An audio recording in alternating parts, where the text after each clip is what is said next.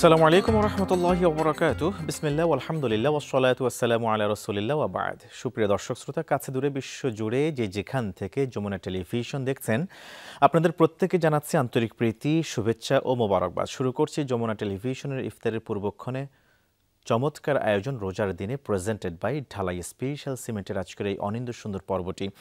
আপনাদের সাথে আছি আমি মোহাম্মদ হিদায়াতুল্লাহ। প্রতি পর্বে আমরা একটি গুরুত্বপূর্ণ বিষয় নিয়ে আপনাদের সামনে হাজির হয়ে থাকি। তারই ধারাবাহিকতায় প্রিয় দর্শক শ্রোতা, আজকে আমরা আলোচনা উপস্থাপন করব অশ্লীলতা প্রতিরোধে ইসলামের নির্দেশনার শীর্ষক বিষয়ে।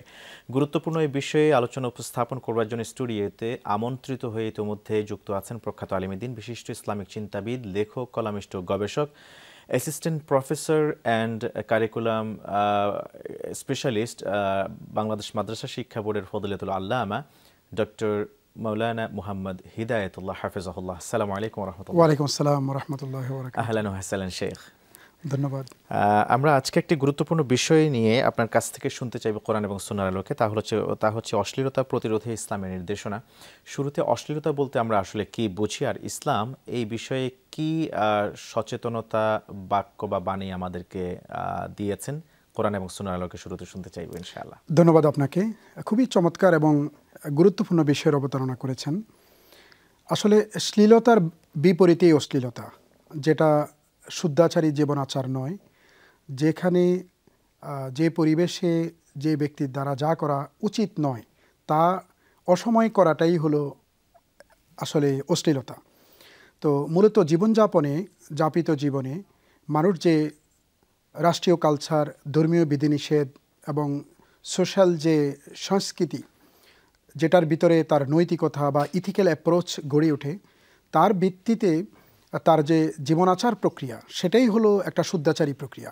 এর বিপরীতে অসংশ্লিষ্ট, অপ্রত্যাশিত যা কিছু আমাদের দ্বারা সংগঠিত করা হয়, সেটাই আসলে অনাকাঙ্ক্ষিত। এবং চারিত্রিক বিভিন্ন বিবর্জিত বা বর্জনীয় যে গুণাবলীগুলো, সেগুলোর সাথে রিলিভেন্ট কর্মকাণ্ডকে আসলে অশ্লীলতা বলা হয়। চমৎকার। আর অশ্লীলতার ব্যাপারে ইসলামে সুস্পষ্টভাবে সূরা নূরের 30 নম্বর আয়াতে দিক নির্দেশনা দিয়েছেন। সূরা নূরে এবং অন্যান্য সূরাগুলোতেও এই বিষয়ে যথেষ্ট বক্তব্য এসেছে। সূরা নূরে যেটা বলা হয়েছে যে কুল্লিল মুমিনিন, আউযু বিল্লাহি মিনাশ শাইতানির রাজিম, কুল্লিল মুমিনিন ইয়াগুদ্দু মিন আবসারিহিম ওয়া ইয়াহফাযু ফুরুজাহুম ওয়া কুল্লিল মুমিনাত ইয়াগুদ্দুনা মিন আবসারিহিন্না ওয়া ইয়াহফাযনা ফুরুজাহুন্না। এখানে মূলত দৃষ্টিকে অবনত করে হাঁটার ব্যাপারে এবং পরনারীর প্রতি বা পরপুরুষের প্রতি দৃষ্টি অহেতুক অপ্রয়োজনীয়ভাবে নিবন্ধন না করার ব্যাপারে মানুষকে দিক নির্দেশনা দেওয়া হয়েছে। তার কারণ একটা কথা আছে, আমরা সবাই জানি যে চোখ যে মনের কথা বলে। তো এই যে ভিন্ন নারী বা অপরিচিত পুরুষ নারী, তাদের দিকে যদি আমরা অপলক দৃষ্টিতে চেয়ে থাকি, এটা আসলে অনেকটা এম্বারেসিং। অনেক সময় এটা অ্যাসল্টের পর্যায়ে যায়, অ্যাবিউসের পর্যায়ে যায় এবং হিউমিলিটিংয়ের পর্যায়েও যায়। তো এই জন্য প্রথমত ইসলাম দৃষ্টিকে অবনত করার কথা বলা হয়েছে। এবং দৃষ্টির পরবর্তীতে সূরা মুমিনুনে সত্যিকারের সফলকাম মুমিন কারা, তাদের একটা চিত্রায়ন এসেছে। সেখানে 11টি আয়াতে খুব সুস্পষ্টভাবে বর্ণনা দেওয়া আছে যে সত্যিকারের মুমিন কারা। তো সেখানে একটা সিগনিফিক্যান্ট বক্তব্য এসেছে একটা ভার্সে, আয়াতে, যে ওয়াল্লাযীনা হুম আনিল লাগবি মুরিদুন, যারা অহেতুক কথা বলবে না, তারাই হলো সফল মুমিন। এই যে অপ্রয়োজনীয় কথা বলা, অহেতুক কথা বলা এবং সময় নষ্ট করা, কোয়ালিটি টাইমকে ডেস্ট্রয় করা, এটা ইসলামের দৃষ্টিতে যথেষ্ট পাপযোগ্য অপরাধ। তার কারণ আমরা দেখেছি যে আমাদের বৈশ্বিক জীবনে, আমাদের প্রফেশনাল লাইফে, বন্ধুবান্ধবের আড্ডায় বা পড়াশোনা বা প্রশিক্ষণ, বিভিন্ন কাজে যখন আমরা নারী পুরুষের একটা মিশ্রণ ঘটে, তখন দেখা যাচ্ছে অধিকাংশ ক্ষেত্রেই অপ্রয়োজনীয় কথা থেকেই বা অহেতুক কথা থেকেই একদিকে বদানুবাদ তৈরি হয়, হিংসাত্মক মনোভাবের জন্ম হয়, দেশ ঘৃণা তৈরি হয়। আবার পাশাপাশি দেখা যাচ্ছে একটা নারী পুরুষের এই যে পারস্পরিক যে একটা আকর্ষণ বোধ, জৈবিক যে চাহিদার একটা ভেতরগত তাড়না এবং বেকুলতা, এর ভিতর দিয়ে দেখা যাচ্ছে অপ্রয়োজনীয় কথা এটার ধার উন্মোচন করে এবং এটা অনেকটা সহজতর করে নেয়। এজন্যই অনেক যুবক, তরুণী যারা দেখা যাচ্ছে অপ্রয়োজনে, কোনো প্রোডাক্টিভিটি নাই, ফিডব্যাক কোনো ফিডব্যাক এনশিওর হচ্ছে না, এ সমস্ত কর্মকাণ্ডে হিউজ টাইম আমরা কিন্তু নষ্ট করছি। এই যে চ্যাটিং করে, ডেটিং করে বা বিভিন্ন গল্পগুজব। এবং এছাড়াও আমাদের দেশে অনেক লোক আছেন যারা চায়ের আড্ডা, বন্ধুবান্ধবের সমারোহে, মানুষের কোলাহলে অপ্রয়োজনীয় অনেক কথা বলছেন। তো এখানে ইসলাম এটাকে লাগামটাকে টেনে ধরা হয়েছে, যে যাতে করে শব্দ প্রয়োগ, সেন্টেন্সের প্যাটার্ন, মানুষের এই যে মনোজাগতিক ব্যাপারগুলো বর্ণনা করার যে বহুমাত্রিক অ্যাপ্রোচ কথা দিয়ে, এটা যেন অপ্রয়োজনীয় কথা যেন না হয়। আচ্ছা আচ্ছা। তো আরেকটা ব্যাপার হলো কি, যে অশ্লীলতার যে বাজারজাত করা, এটার ব্যাপারে সুস্পষ্টভাবে কোরআনে বলা হয়েছে যে ইন্নাল্লাযিনা আনতাহিবুল ফাহিশাতা মিনান নিসা, মানে ফাহিশা, যারা ফাহিশাকে বাজারজাত করতে চায় এরা যেন স্বর্গ কিনছে, এরা যেন পরকালে যাবে, সুস্পষ্টভাবে বলা হয়েছে। কোরআনে আরও আয়াত এসেছে ওয়াজারু জাহিরাল ইসমি ওয়া বাতিনা, তোমরা প্রকাশ্য এবং গোপন গুনাহ থেকে তোমাদেরকে বিরত রাখো। তো প্রকাশ্য গুনাহ বলতে আমরা রাস্তাঘাটে অনেক কিছুই দেখি, অনেক সিনেমায় বা আমরা টেলিভিশন, নোটছবি, পর্নোগ্রাফি, অনেক কিছু আমরা এটাকে অশ্লীলতা বলি। কিন্তু এছাড়া মানুষের মনোজাগতিক এক ধরনের গোপন পাপ আছে, যে গোপন পাপ নীরবে সে লালন করে বা মনোজগতে রাখে। তো এই ক্ষেত্রে সবচেয়ে ভয়াবহ যে জিনিসটা সেটা হলো ড্রাগ এডিকশনের চাইতেও ভয়াবহ হলো মানুষের এই আপনার পর্নোগ্রাফির আসক্তি। এবং অধিকাংশ ক্ষেত্রে পর্নোগ্রাফির আসক্তিটাও কিন্তু গোপন পাপ হিসাবে ধরা হয়। যেমন পার্শ্ববর্তী কক্ষে মানে আমার মেয়ে আছে বা আমার ছোট ভাই আছে বা বন্ধু বান্ধব আছে, ঘুমাচ্ছে, আমরা কিন্তু বুঝতে পারছি না সে কী করছে। প্রত্যেকের হাতেই অ্যান্ড্রয়েড সেট আছে, সেটের ভিতরে দেখা যাচ্ছে পর্নোগ্রাফি দেখছি, অথবা কোনো রিল দেখছি অ্যাট্রাকটিভ, বা যৌন কোনো ব্যাপার আমরা দেখছি। এতে করে আমাদের মানসিক অবস্থায় বা মনোজগতে যে ধরনের দৃশ্যায়ন বা কল্পলোকে যে একটা চিত্রকল্প মানে তৈরি হচ্ছে, এটা কিন্তু শয়নে, স্বপনে, জাগরণে, সর্বাবস্থায় এটা কিন্তু থেকে যাচ্ছে। আমি আমার প্রফেশনাল লাইফে আমার নির্দিষ্ট কাজে যখন মনোযোগ দিচ্ছি, তখন কিন্তু এটা রিকল করছে। আমি যখন আমার স্বামী স্ত্রী অথবা বন্ধুবান্ধব অথবা পিতামাতা কারো কোলাহলে মানে চমৎকার আয়োজনে আমি আছি, তখনই কিন্তু মাঝে মাঝে সেটা আমাকে স্ট্রাক করছে, ব্রেনে ধাক্কা দিচ্ছে। তো এই জন্যই এই অশ্লীলতার এটাও এই যে দর্শনগত যে দিক, বিশেষ করে সোশ্যাল মিডিয়া বা অন্যান্য এলিমেন্টস, ইকুইপমেন্টগুলো, আধুনিক প্রযুক্তি ব্যবহার করে আমরা যদি পর্নোগ্রাফি দেখি, অশ্লীল ছবি দেখি, যেটা আমার দেখা উচিত না, যেটার বয়স হয় না, যেটা অনুমোদিত নয়, শরীয়ত সম্মত নয় যে অ্যাপ্রোচগুলো, অ্যাক্টিভিটিসগুলো, সেটাই অশ্লীলতা। আর এটা যখন আমরা প্রতিনিয়ত চর্চা করছি, আমাদের মনোজগতে এক ধরনের থিঙ্কিং লেভেলটা এতটা ডেস্ট্রয়, এতটা খারাপের দিকে যাচ্ছে যে একটা টার্বুলেন্স সবসময় থেকে যাচ্ছে। আমার সামনে দিয়ে যখন আমার মা যাচ্ছে, বোন যাচ্ছে, আমার আপনার মেয়ে যাচ্ছে, অথবা ছেলে যাচ্ছে, নারী যাচ্ছে, পুরুষ যাচ্ছে, যারাই যাচ্ছে, আমি অ্যাকচুয়ালি তাকে মানুষ হিসেবে না, বরং একটা মাংসপিণ্ড হিসেবে কল্পনা করছি। এবং সেক্সুয়ালি ওই চিন্তাটা, ওই ভাবনাটা, যেটা আমি ওই দেখেছি, ইমেজটা যেটা আমি কল্পলোকে চিত্রায়িত করেছি এবং বদ্ধমূল করে রেখেছি, ওটার কথা আমার বারে বারে রিকল হচ্ছে। তো এই জন্য মানে ড্রাগ এডিকশনের চাইতে ভয়াবহ এডিকশন হলো পর্নোগ্রাফির এডিকশন। এটা হলো অশ্লীলতার মানে অন্যতম একটা মাধ্যম, যে অশ্লীলতা বাজারজাতকরণে ছড়িয়ে দেওয়ার ক্ষেত্রে। Thank you. যে বিষয়টি আমার এই মুহূর্তে আপনার সাথে শেয়ার করার, সেটি হচ্ছে এই যে কিছুদিন আগে আমরা দেখলাম আমাদের বোন আসিয়া, যার এখনো পর্যন্ত মাতৃত্ব বা নারীত্ব এখনো পর্যন্ত গড়ে ওঠেনি শারীরিকভাবে, আমি যদি যেটা বলে থাকি, কোথাও কোথাও বাবা কর্তৃক ছোট্ট মেয়ে সন্তানকে হ্যারাসমেন্টের শিকার হতে হচ্ছে।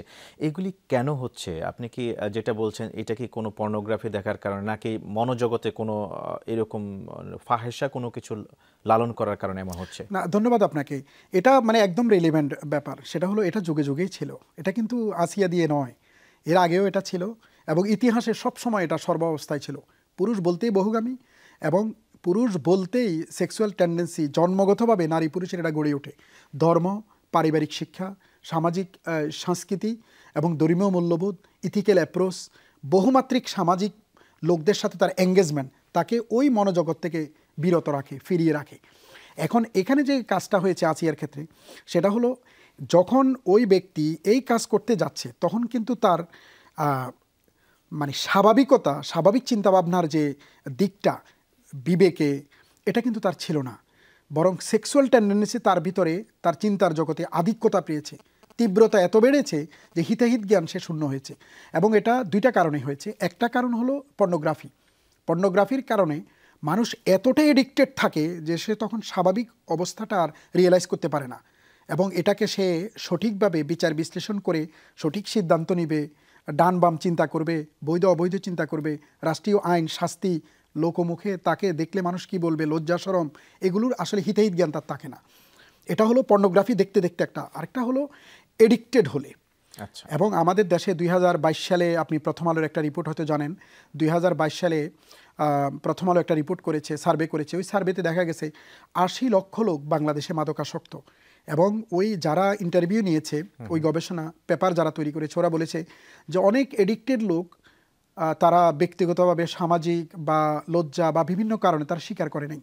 যদি প্রকৃত চিত্র উঠে আসতো তাহলে এটা 1.5 কোটির মতো হতো। তা আপনি ভাবেন 18 কোটি মানুষের মাঝে 1.5 কোটি মানুষ এডিক্টেড।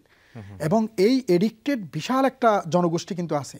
এবং তার ওই রিপোর্টে দেখা গেছে যে 48% হলো সেখানে শিক্ষিত মানুষ। 48% শিক্ষিত মানুষ। আমরা অনেক সময় মনে করি এডিক্টেড মানুষ হয় দারিদ্রতার কারণে, সীমাহীন সামাজিক সুযোগ সুবিধা থেকে বঞ্চিত হওয়ার কারণে। আমরা অনেক সময় মনে করি পিতামাতা মানে ভেঙে যাওয়া সংসার হওয়ার কারণে, অথবা পিতামাতা অল্প বয়সে রেখে মৃত্যুবরণ করার কারণে, অথবা আর্থিক সংকটের কারণে।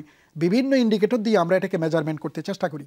কিন্তু ওই গবেষণায় দেখা গেছে না, শিক্ষিত লোক, স্বাবলম্বী, চিন্তাশীল, সমাজের গুরুত্বপূর্ণ পদে আসীন, বিভিন্ন শ্রেণী পেশার মানুষ এটার সাথে যুক্ত, এবং 48%। তো এই জন্য যখন, আর আমাদের তো দুর্ভাগ্য হলো আমাদের দেশের সীমান্ত অঞ্চলগুলোতে সবচেয়ে বেশি এই এডিকশনের বিভিন্ন ধরনের উপকরণগুলো খুব সহজলভ্য, ইজিলি চলে আসে। তো ফলে আমাদের বিশাল একটা অঙ্কের যুব সমাজ এটাতে। বাংলাদেশে আপনি ভাবলে অবাক হবেন, বাংলাদেশে 32টা বৃদ্ধাশ্রম আছে। সবচেয়ে বড় বৃদ্ধাশ্রম হলো সিরাজগঞ্জে। এবং এই বৃদ্ধাশ্রমগুলোতে অধিকাংশই দেখা গেল আপনার এই আমাদের মানে যারা ধর্মাচারে বিশ্বাসী বা ধর্ম চর্চা করে, ইবাদত বন্দি করে, এদের ছেলে মেয়ে কিন্তু সেখানে নাই। এবং অধিকাংশ ক্ষেত্রে দেখা গেছে এগুলো বস্তুবাদ এবং ভোগবাদের উপর যে মানসিকতা গড়ে উঠছে, তথাকথিত শিক্ষিত মানুষের পিতামাতারা ওখানে আছে, এবং ইউনিভার্সিটির টিচারের পিতামাতাও আছে, ডাক্তার, ইঞ্জিনিয়ারের পিতামাতাও সেখানে আছে। এবং 50,000-এর উপরে আপনি মাদকাসক্ত নিরাময় কেন্দ্র আছে সারা দেশে। এখানে কোনো মাদ্রাসা স্টুডেন্ট নাই, কোনো ইসলামী শিক্ষা শিক্ষিত লোক নাই। এবং যারা ব্যক্তি জীবনে, পারিবারিক জীবনে ধর্মচর্চা করে, ইবাদত বন্দেগী করে, এরা কিন্তু কেউই, এদের সন্তানও নেই, এরাও নেই। আল্লাহ আমাদেরকে হেফাজত করুন এবং আমাদেরকে সঠিক পথে ফিরে আসার তৌফিক দান করুন। অনেক ধন্যবাদ জানাচ্ছি আপনাকে। আমরা একটা বিরতি নেব, এরপরে ফিরে আপনার কাছ থেকে এই থেকে মুক্তির উপায় সম্পর্কে জানার চেষ্টা করবেন ইনশাআল্লাহ তাআলা। প্রিয় দর্শক শ্রোতা, আপনারা দেখছেন রোজার দিনে প্রেজেন্টেড বাই ঢালাই স্পেশাল সিমেন্ট। ফিরব মূল আলোচনায় একটা বিরতির পর, সাথেই থাকুন।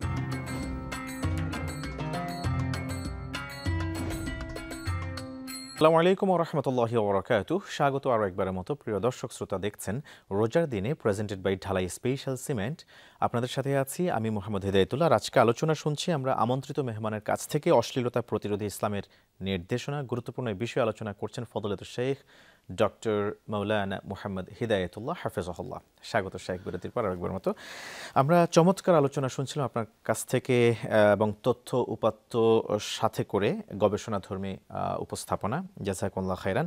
এ পর্যায়ে আমরা আপনার কাছ থেকে জানতে চাইব যে সালাতের মাধ্যমেও ফাহিশা থেকে বিরত থাকার নির্দেশনা আল্লাহ তাআলা দিয়েছেন। পাশাপাশি এই যে সিয়াম সাধনা চলছে, সেখানেও আমাদের বড় ধরনের একটা শিক্ষা হচ্ছে ফাহিশা কাজ থেকে বিরত থাকা।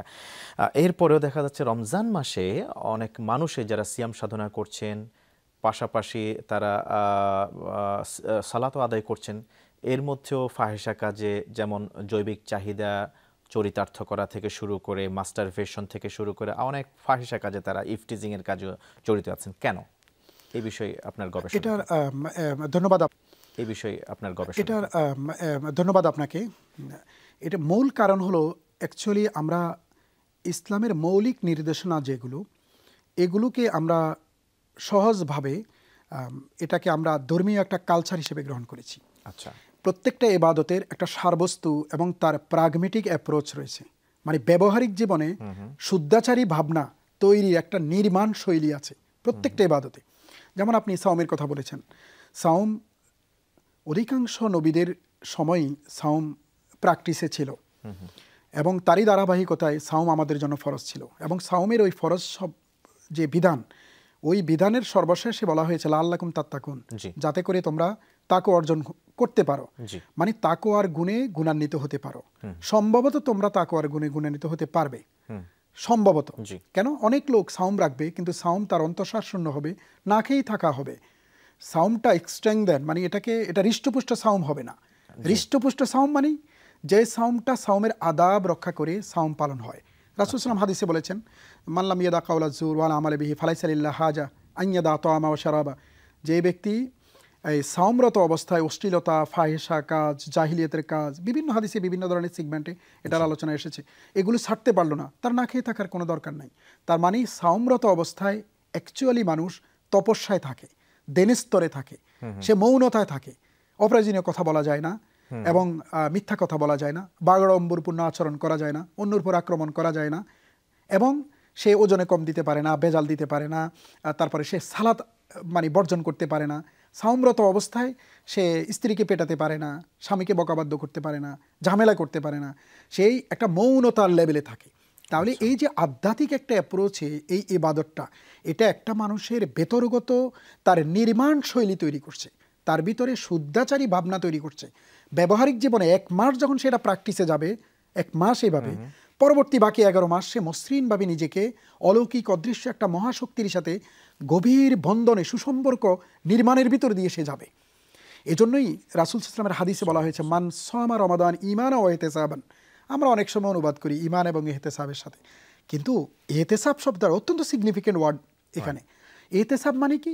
আত্মবিশ্লেষণ করা, আত্মজাগরণ তৈরি করা, নিজেকে দেখা, অবলোকন করা, গভীরভাবে নিজেকে বিশ্লেষণ করা।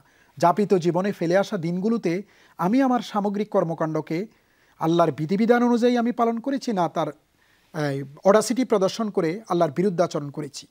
নিজেকে অবলোকন করা, এটার জন্য সে শেষ রাতিতে তাহাজ্জুদের সময় সে ক্ষমা প্রার্থনা করবে, আল্লাহর কাছে মাপ চাইবে, তওবা করবে, ফিরে আসবে, এবং যদি ভালোভাবে কাটায় তাহলে সে এটার জন্য শুকরিয়া আদায় করবে, আল্লাহকে ধন্যবাদ দিবে, থ্যাঙ্কস আল্লাহকে বলবে। হ্যাঁ, তে ফুরফুরে একটা স্বাচ্ছন্দ্য বোধ তার ভিতরে তৈরি হবে। এজন্যই রাসূল সাল্লাল্লাহু আলাইহি ওয়াসাল্লাম বলেছেন যে কাম মিন সাইমিন লাইসা লাহু মিন কিয়ামি ইল্লা সাওয়া ওয়া কাম মিন কায়মিন লাইসা লাহু মিন কিয়ামি ইল্লা সাহর। এমন অনেক লোক আছে, এরা সারাদিন না খেয়েই থাকবে, এদের সাওম আসলে সাওম হবে না, এদের না খেয়েই থাকা হবে। তার মানে কি? এই যে ইবাদতের ভেতরগত যে প্রাণ শক্তি, এই প্রাণ শক্তির ভেতর দিয়ে একটা ব্যক্তি শুদ্ধাচারী হয়ে গড়বে। সে অফিসে চাকরি করবে, সে শুদ্ধ একটা মানুষ হবে, সময় মতো আসবে, সময় মতো যাবে, তার অর্পিত দায়িত্ব যথাযথভাবে দেহমন প্রাণ সব কিছু দিয়ে সে ওইটা কোয়ালিটি এনশিওর করে সে পালন করবে। সে স্বামী হবে, সে সংসারে গুরুত্বপূর্ণ ভূমিকা রাখবে, যথেষ্ট বন্ধু এবং পরিবারের গুরুত্বপূর্ণ ব্যক্তি হিসেবে, অনিবার্য লোক হিসেবে সে ওখানে শান্তির ফুলগুদারা ছড়িয়ে দেওয়ার ক্ষেত্রে গুরুত্বপূর্ণ ইন্ডিকেটর হিসেবে ভূমিকা রাখবে। সে সন্তান হবে, পিতামাকে শ্রদ্ধা, সম্মান, পিতামাতার দেখাশোনা, সুস্থতা এবং তার আরোগ্য লাভ থেকে দোয়া থেকে শুরু করে এভরিথিং, সে ছায়ার মতো, বড় বৃক্ষের মতো তাদের সাথে থাকবে।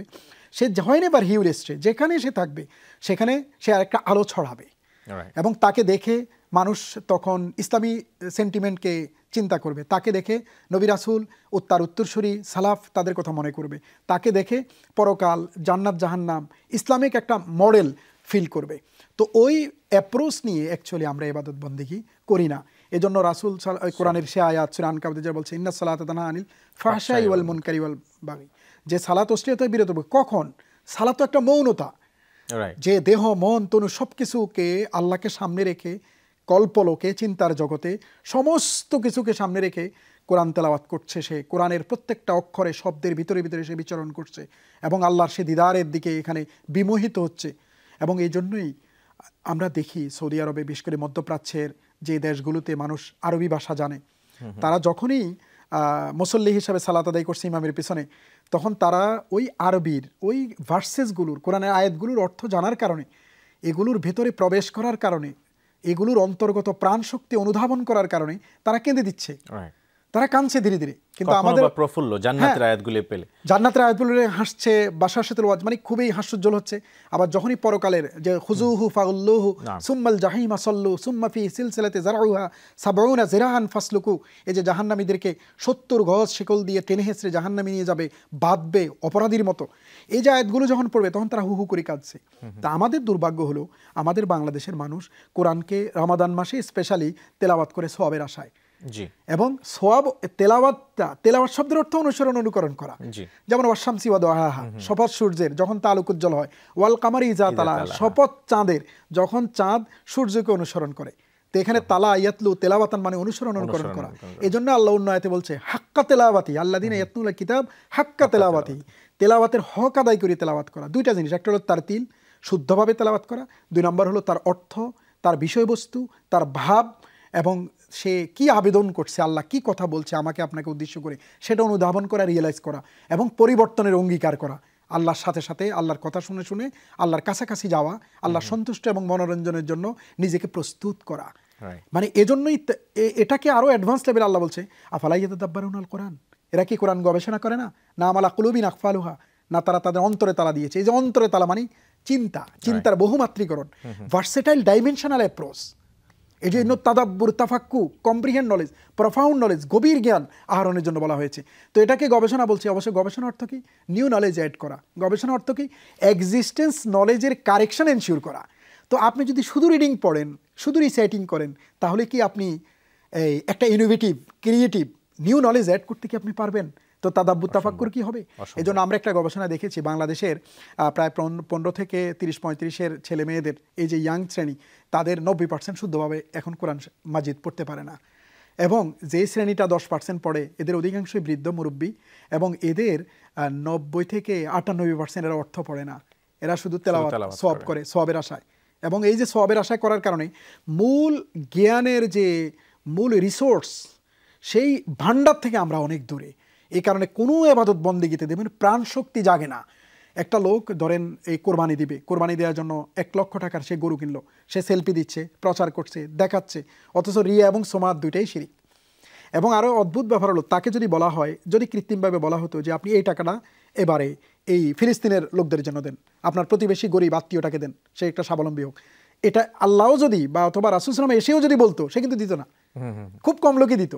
কারণ এই কোরবানি দেওয়ার ভিতর দিয়ে, মাংস পাওয়ার ভিতর দিয়ে তার সামাজিক মর্যাদা, এটাকে সে কালচারের অংশ হিসেবে নিয়েছে। লা ইয়ানালাল্লাহু লুহুমুহা ওয়ালা দিমাউহা ওয়ালাকিন ইয়ানালুহুত তাকওয়া মিনকুম, ওই আয়াতের প্রাণ শক্তি অনুযায়ী সেটাকে গ্রহণ করে নেয় যে আল্লাহর কাছে মাংস, গোশত কিছুই পৌঁছে না, রক্ত কিছুই পৌঁছে না, পৌঁছে যে যেই লোকটা এই কোরবানিটা মানে কোরবানি দিচ্ছে, তার অন্তরে আল্লাহ সম্পর্কে বোধ, চিন্তা, ভাবনা, আল্লাহকে রেজামন্দি, খুশি করার যে তাড়িত চেতনা, তার কতটুকু, তার ভিতরে আল্লাহকে সন্তুষ্ট করার বেকুলতা এবং অস্থিরতা কতটুকু, এই জিনিসটা তার ভিতরে কাজ করে না। তো এই জন্য আমাদের দেশে মূলত ইবাদত বন্দেগী, সাওম বলেন, সাওমরত অবস্থায় মানুষ সালাত 5 ওয়াক্ত পড়ে না, অর্থাৎ সাওম রাখছে, নাকেই আছে। সাওমরত অবস্থায় দেখা যাচ্ছে কিছু কিছু মানুষ টুপিও পরে, কিন্তু ইফতারের পরে সে আবার সিগারেট ধরায়, সেটা হারাম, কমপ্লিটলি হারাম। এবং সাওমরত অবস্থায় দেখবেন যে অনেক মাজারে লোকজন যাচ্ছে, সেজদা করতেছে, অথচ কমপ্লিটলি শিরিক। আল্লাহ এই জন্য বলছে ওয়া মা ইউমিনু আকসারুহুম বিল্লাহি ইল্লা ওয়া হুম মুশরিকুন, তাদের অধিকাংশ লোক ঈমান আনার পরে ওরা মুশরিক। দেখা যাচ্ছে আমি মুসলিম হিসাবে নিজেদেরকে পরিচয় দিচ্ছি, আমার ছেলেকে বড় করছি, সে মুশরিক, আমার মেয়েকে বড় করছি, সে মুশরিক, অথচ আমাদের মাথায় এটা কাজ করছে না। তো এই জন্য সাওমরত অবস্থায় ছেলেরা দেখা যাচ্ছে প্রেম করছে, ছেলেরা গল্প করছে, ছেলেরা দেখা যাচ্ছে মানে ডেটিং করছে, সময় দিচ্ছে, চ্যাটিং করছে, অনেক কিছু তারা লিখছে, কিন্তু সাওমরত অবস্থায়।